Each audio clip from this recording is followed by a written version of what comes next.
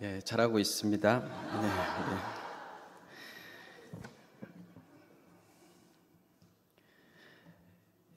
할렐루야. 오후 예배에 오신 여러분 환영합니다. 오늘 말씀에 우리가 보배를 가졌는데 이 보배가 질그릇에 있다, 이렇게 말씀하고 계십니다. 보배는 말 그대로 가장 소중한 것인데, 아이러니하게도 그 담긴 그릇이 질그릇입니다. 금그릇, 은그릇, 그런 그릇이 아니라 항아리 혹은 옹기라고도 하는 가장 저렴하고 약한 질그릇입니다. 만약 여러분이 이 보배를 가졌다면 어디에 보관하시겠습니까? 아마 가장 좋은 곳, 비싼 그릇, 보배합, 그런 곳에 보관하지 않겠습니까? 그런데 오늘 사도 바울은 우리는 질그릇이고 우리가 이 보배를 질그릇에 가졌다라고 말하고 있습니다. 흔하디 흔하고 잘 깨지는 것이 특징인 질그릇입니다. 다른 그릇들은 또 흠이 나거나 또 깨지면 불에 달궈서 다시 쓸 수도 있는데 이 그릇은 한번 깨지면 버리는 그릇입니다. 그렇다면 이 보배와 질그릇은 무엇을 상징하는 것일까요? 우리 6절을 보면 보배는 하나님의 영광을 아는 빛임을 알 수 있습니다. 우리 6절과 7절을 한번 같이 읽겠습니다. 시작.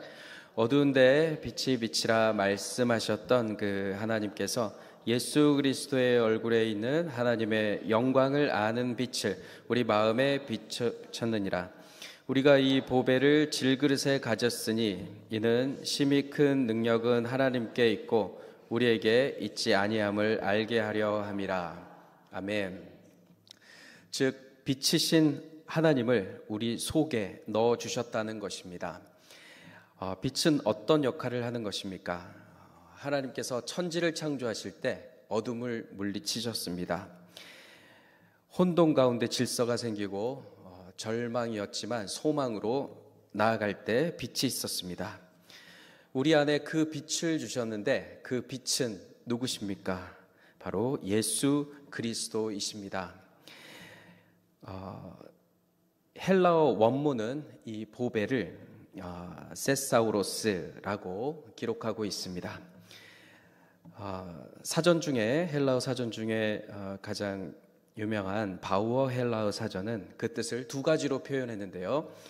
하나는 보배를 담는 보배합, 또 하나는 보배라고 했습니다.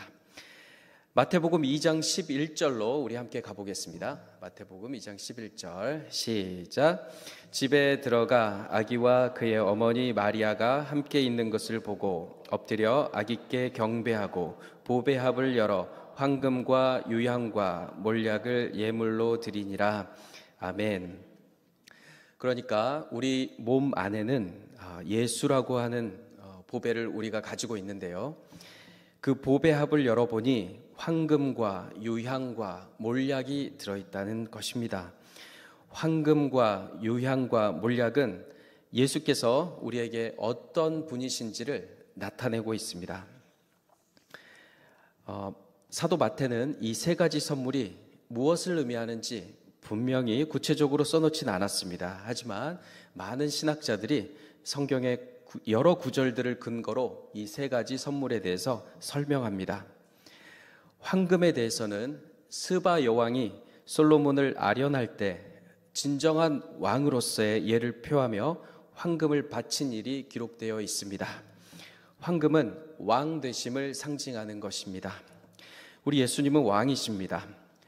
유향은 제사장들에게 바치는 신성한 예물인데요. 예수님을 하나님의 아들로 인정하는 동시에 그분이 곧 하나님이심을 표현하며 고백하는 것입니다. 예수님은 하나님이십니다. 몰약은 선지자에게 드리는 예물로서 희생, 죽음을 상징하며 우리 죄를 위해 십자가에서 죽으실 것을 미리 보여주는 것입니다. 예수님은 왕으로서, 제사장으로서, 선지자로서 또 우리를 구원하실 그리스도로서 이 땅에 오셨고 그 하나님이 지금 우리의 마음 가운데 계심을 믿습니다. 보배합 되신 예수님을 그리스도로 고백하시는 저와 여러분 되시길 축복합니다. 사랑하는 성도 여러분, 질그릇 같은 우리 몸에 예수님이 계시는 것인데 여러분은 그 예수님과 잘 교제하고 계신지요? 질그릇 안에 계신 예수님을 어쩔 때는 그냥 외롭게 두시지는 않는지요? 질그릇 같은 우리에게 이 귀한 보배를 담아 두시는 그 이유는 무엇일까요?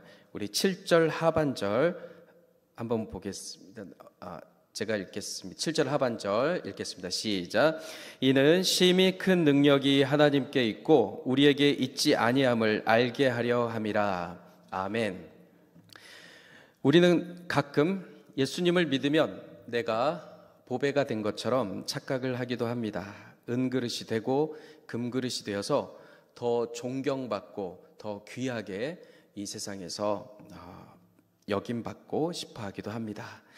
그러나 아닙니다. 우리는 여전히 질그릇입니다.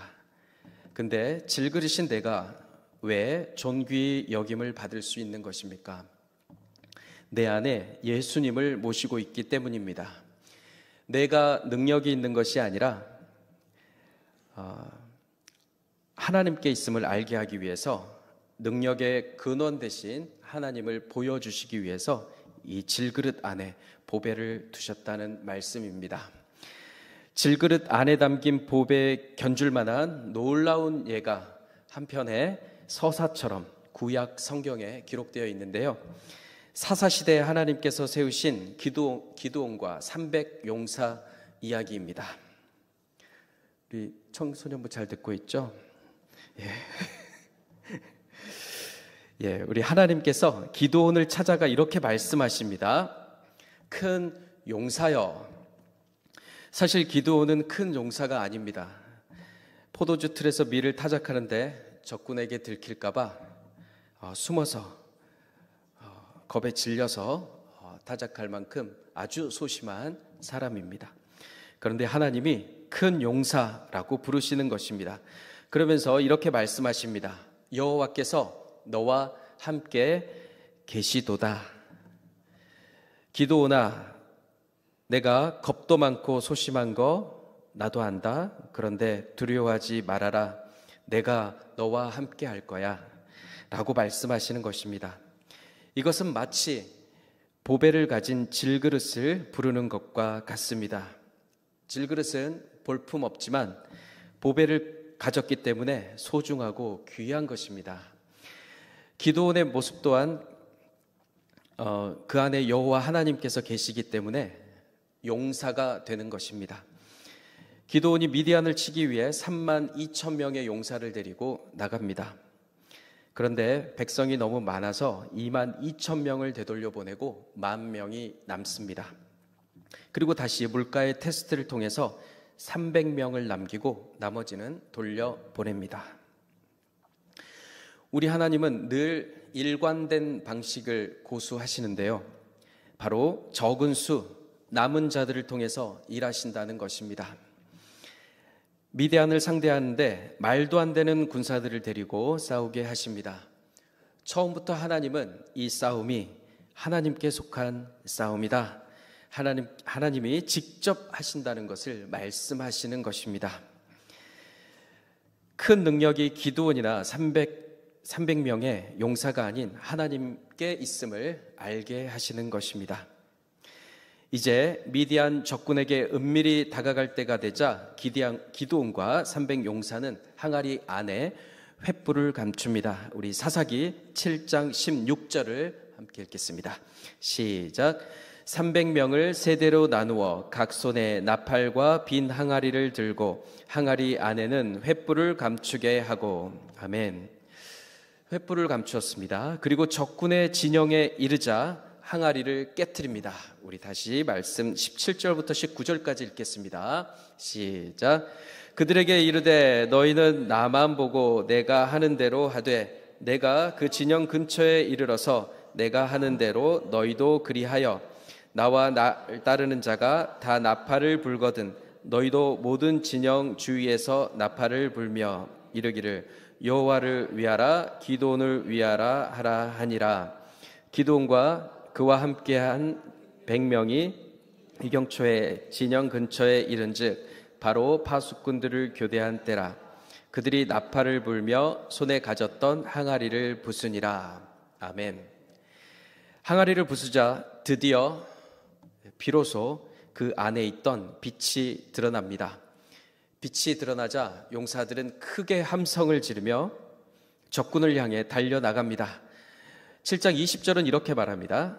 세 대가 나팔을 불며 항아리를 부수고 왼손에 횃불을 들고 오른손에 나팔을 들어 불며 외쳐 이르되 여호와와 기드온의 칼이다 하고, 골짜기에 메뚜기처럼 많은 수로 모인 미디안과 아말렉과 또 동방의 모든 사람들을 깨진 항아리의 빛으로 무찌른 놀라운 사건입니다.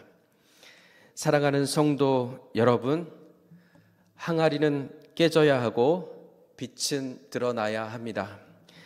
우리의 옛 자아는 깨져야 하고 주님이 빛나셔야 합니다. 잠시 우리 청소년들이 좋아하는 동화를 하나 소개하고자 합니다. 조금 깨어져서 금이 가고 오래된 못생긴 물 항아리가 하나 있었습니다. 이 항아리의 주인은 그 항아리를 버리지 않고 물을 길러오는데 계속 사용했습니다. 깨어진 물 항아리는 늘 주인에게 미안한 마음이 있었습니다. 그래서 물 항아리가 생각했습니다. 내가 온전치 못하여 우리 주인님에게 폐를 끼치는구나. 나로 인해 그 귀하게 구한 물이 다 새어버리는데도 나를 아직도 버리지 않으시다니. 어느 날 너무 미안하다고 느낀 항아리가 주인에게 물었습니다. 주인님, 어찌하여 저를 버리지 않으시나요? 저는 별로 가치가 없는 물건입니다. 주인은 아무 말도 하지 않은 채 그 물 항아리를 지고 계속 집으로 걸어갔습니다. 그러다가 어느 길을 지나면서 조용하고 부드럽게 말했습니다. 얘야, 우리가 걸어온 길을 보거라. 그제서야 물 항아리는 그들이 늘 물을 길어 집으로 걸어오던 그 길을 보았습니다. 길가에는 예쁜 꽃들이 아름다운 자태를 자랑하며 싱싱하게 피어 있었습니다. 주인이 말했습니다. 메마른 산 길가에서 너의 깨어진 틈으로 새어나온 물을 먹고 자란 꽃들이란다. 사랑하는 성도 여러분, 질그릇 안에 있는 보배가 어떻게 드러나는 것일까요? 사람들은 우리 안에 이 보배가 들어있다는 것을 어떻게 알 수 있을까요? 우리의 이웃들은 이 보배가 예수님이란 것을 어떻게 알게 되는 것일까요? 항아리가 깨질 때 횃불이 드러나는 것처럼 항아리가 깨질 때 물이 새어나와 길가에 꽃을 피우는 것처럼 질그릇 같은 우리가 깨어질 때 우리 안에 있는 예수가 드러나는 것입니다. 오늘 본문 4장 10절에서 12절을 우리 함께 읽겠습니다. 10절에서 12절입니다. 시작. 우리가 항상 예수의 죽음을 몸에 짊어짐은 예수의 생명이 또한 우리 몸에 나타나게 하려 함이라. 우리 살아있는 자가 항상 예수를 위하여 죽음에 넘겨짐은 예수의 생명이 또한 우리 죽을 육체에 나타나게 하려 함이라. 그런즉 사망은 우리 안에서 역사하고 생명은 너희 안에서 역사하느니라. 아멘. 사도 바울과 그 시대 수많은 초대교회 성도들은 예수의 죽음을 몸에 짊어지고 살았습니다. 언제 죽을지 알 수 없는 그 현실에 살았지만 그들을 통해서 놀라운 일들이 많이 일어났습니다. 수많은 복음의 역사, 생명의 역사, 교회의 역사가 로마를 넘어서 지금 전 세계 가운데 들풀처럼 일어나고 있습니다. 11절은 이렇게 말합니다. 우리 살아있는 자가 항상 예수를 위하여 죽음에 넘겨진 것은 예수의 생명이 우리 죽을 육체에 나타나게 하려 한다. 우리는 육체 가운데 이 땅에서 살아가고 있습니다. 우리는 죽을 육체 가운데 살고 있는 것입니다. 그런데 놀라운 은혜는 이 약하디 약한 질그릇 같은 이 육체, 이 죽을 육체 안에 예수의 생명을 주셨다는 것입니다. 사도 바울의 고백처럼 질그릇 같은 우리 안에 보배이신 예수께서 능력으로 역사하셔서 우리를 온전케 하여 주시기를, 또 우리 성도 공동체를 더욱더 온전하게 하여 주시기를 기도합니다. 우리 고린도후서 12장 9절을 함께 온전함에 대한 말씀인데요, 읽어보겠습니다. 시작. 나에게 이르기를 내 은혜가 내게 족하도다. 이는 내 능력이 약한 데서 온전하여짐이라 하신지라. 그러므로 도리어 크게 기뻐함으로 나의 여러 약한 것들에 대하여 자랑하리니 이는 그리스도의 능력이 내게 머물게 하려 함이라. 아멘. 우리 주님께서는 세상의 가장 약한 것들을 택하셔서 강한 것들을 부끄럽게 하십니다. 기드온과 300 용사들이 강하고 큰 용사였을까요? 그렇지 않습니다. 예수님을 따르던 12 제자들은 또 어떻습니까? 그들은 부러워할 만한 직업을 가졌을까요? 화려하고 안정적인 삶을 사는 사람들이었을까요? 그렇지 않습니다. 고린도전서 1장 27절은 이렇게 말합니다. 그러나 하나님께서 세상에 미련한 것들을 택하사 지혜 있는 자들을 부끄럽게 하려 하시고 세상에 약한 것들을 택하사 강한 것들을 부끄럽게 하려 하시며. 우리 성동교회 성도님들 가운데 혹시 육체 질병으로 힘들어하는 분이 계신지요? 여러분들 가운데 그다지 안정적인 직업이 아니라서 늘 자존감이 낮으신 분이 계신지요? 점점 나이가 들어 피부가 늙어가고 젊음이 사라지는 것이 느껴지시는지요? 육체적으로 또 경제적으로 사면 초가의 위기 속에 있는지요? 또 관계가 어려워져 신앙마저 흔들릴 때가 있는지요? 사랑하는 성도 여러분, 두려워하지 마십시오. 우리가 약할수록, 우리가 가난할수록, 우리가 미련하고 부족할수록 우리 안에 계신 예수님이 온전하게 되는 것입니다. 우리는 약할수록 숨기고 또 감추려 하는 성향이 있습니다. 내 약함이 하나님의 영광을 가리우면 안 된다라고 생각하기도 합니다. 내가 금그릇, 은그릇처럼 귀한 그릇이 되어야 하나님이 영광을 받으신다라고 은연중 생각하기도 합니다. 세상에서 저 높은 것을 차지해야 하나님께 영광을 많이 돌릴 수 있다라고 생각하는 사람들도 보았습니다. 하지만 전혀 그렇지 않습니다. 그것은 우리 여호와 하나님의 방식이 아닙니다.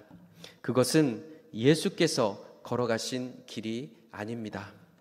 내가 금그릇, 은그릇이 되면 사람들로부터 내가 영광을 먼저 받게 됩니다.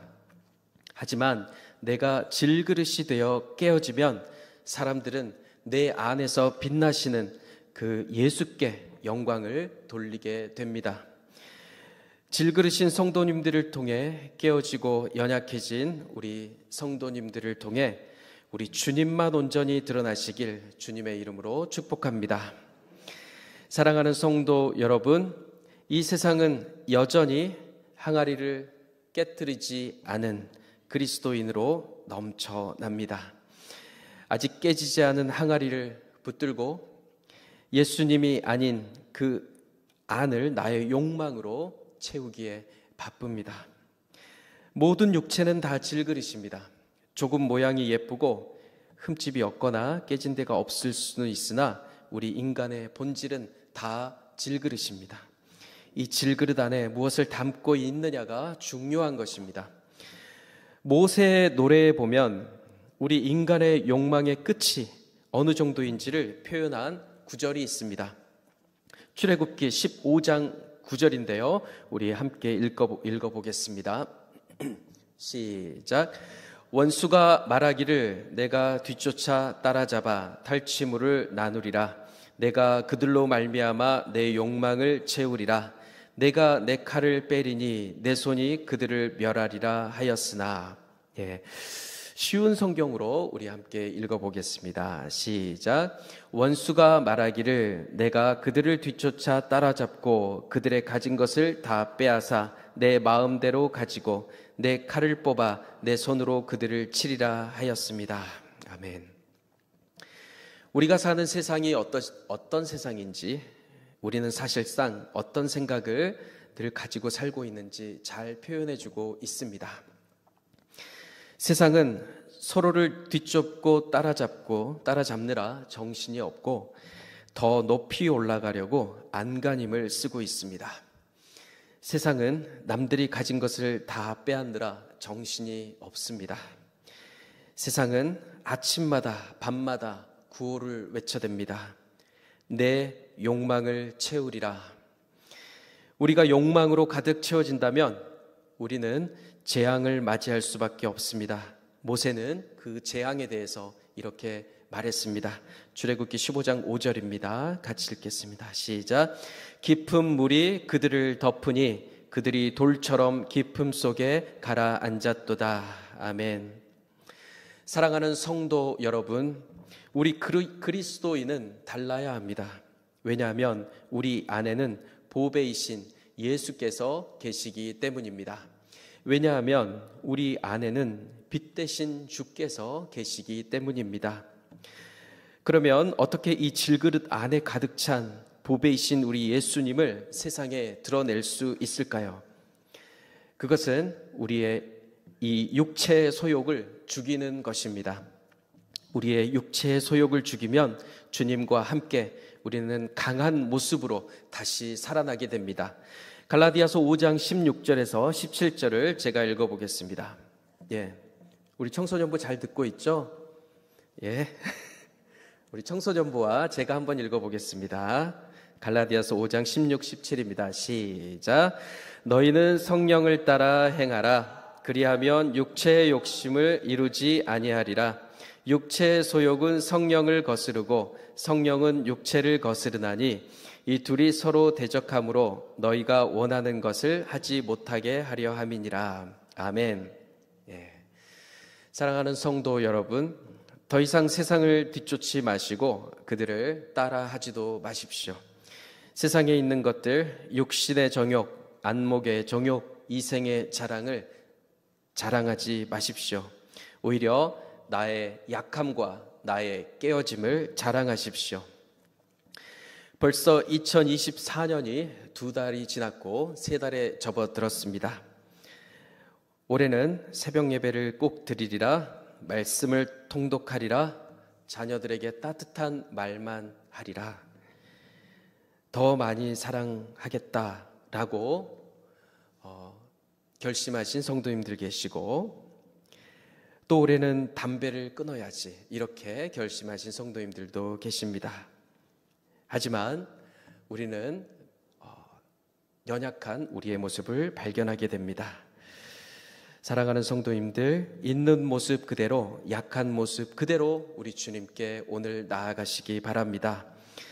나는 못하지만 주님께서 늘 하십니다. 나는 약하지만 주님 강하십니다. 고백하며 우리 주님께 나아가시기 바랍니다.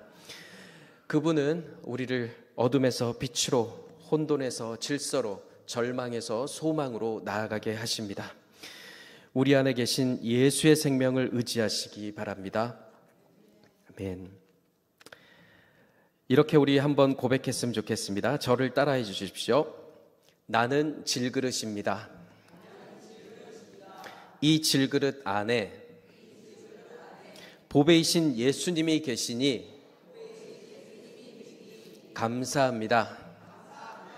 질그릇인 나를 보지 않고 내 안에 예수님을 바라보겠습니다. 아멘. 아멘.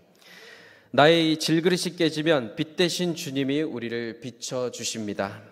나의 질그릇이 깨지면 내 안에 예수가 드러납니다. 나는 죽지만 예수가 사시니 생명의 역사가 시작되는 것입니다. 사랑하는 성도 여러분, 우리가 가장 연약할 때 우리 주님께서 드러나신다는 사실을 꼭 기억하시기 바랍니다. 고린도후서 12장 10절을 읽고 오늘 말씀을 마치고자 합니다. 읽어보겠습니다. 시작. 그러므로 내가 그리스도를 위하여 약한 것들과 능욕과 궁핍과 박해와 곤고를 기뻐하노니 이는 내가 약한 그때의 강함이라. 아멘. 우리의 육체의 소욕, 육체의 욕심은 죽이고 약하고 부족한 모습 그대로 주님 앞에 오늘 밤 나아가시며 하나님을 기쁘시게 하며 예수님으로 충만한 오늘 하루 되시고 또 한 주 되시길 주님의 이름으로 축복합니다.